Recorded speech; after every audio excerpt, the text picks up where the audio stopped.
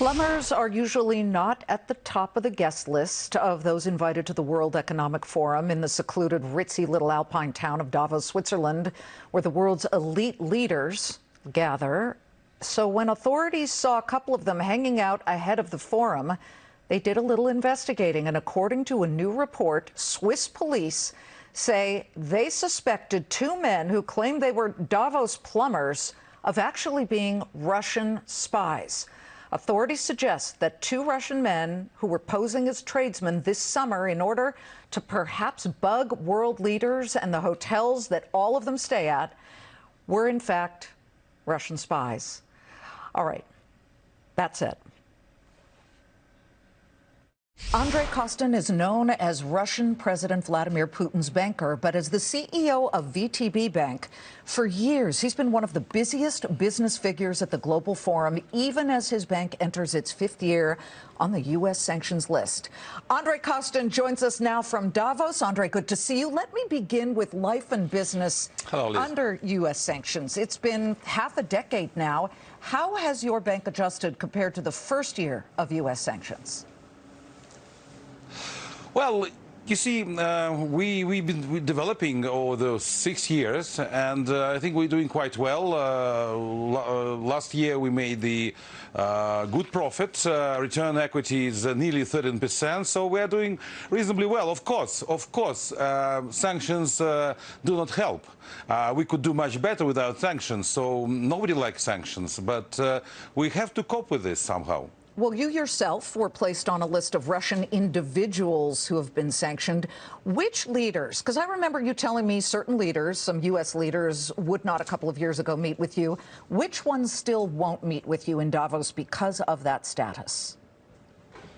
No, you don't today meet with the leaders or even the senior bankers whom I know very well, because I think sanctions are sanctions. I should behave myself, but I spoke yesterday at the panel. I think that sanctions are very much unjustified because I didn't do any wrongdoing towards America. But, you know, we are talking about big politics, and I'm just a victim of this big politics. So I continue to do my business.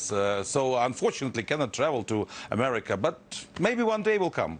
Initially set for December, we should talk about the Russian stock market because Russia is set to launch a stock exchange specifically for sanctioned companies. What's the strategy there? I find that very interesting.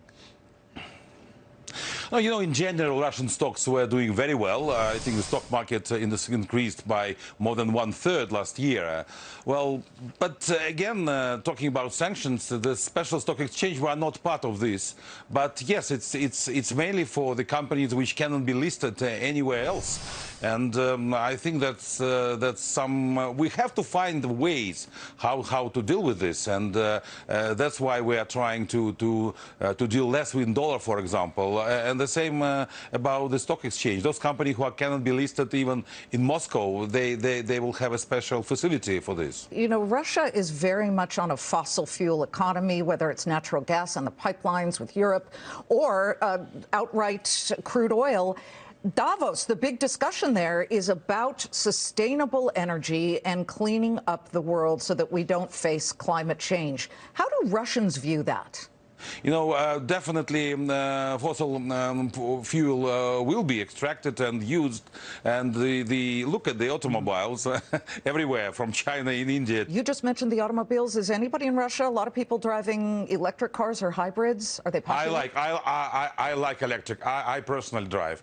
Yes, I love it, but it's still very expensive for ordinary Russians and quite difficult to maintain because of the charging and so on and so forth. But I think we have a reasonable approach. We understand that there should be a clear energy, that the companies should spend more money on environmental protection. That's for sure. Do you think Vladimir Putin believes in climate change? Is he concerned? Have you heard him ever discuss that?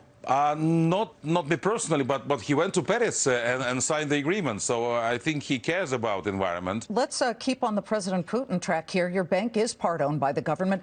Less than a week ago, President Putin triggered a major political upheaval by announcing, well, he called it constitutional reforms that basically led to the resignation of the government. These reforms shift the balance of power, and some say it shifts right to him. His term is up in 2024. Is he making a power grab in anticipation of that? Liz, I will be absolutely honest with you. I think there's two different issues. First, change of the government. I think Mr. Putin, he understands. He's a great, talented politician.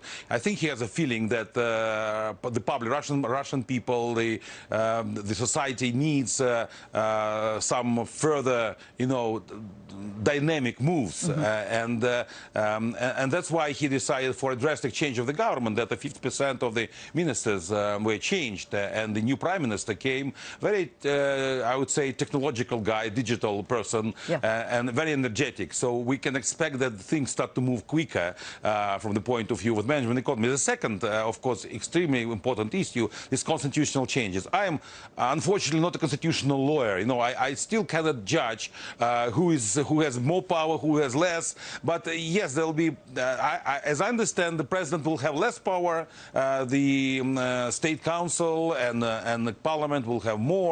But whether Mr. Putin is thinking about his own position within this structure of power, nobody knows. Andrey, good to see you. I know that you are a fixture in Davos, and we'll be watching everybody with whom you meet and all of the developing stories. Thank you for joining us. Thank you very much.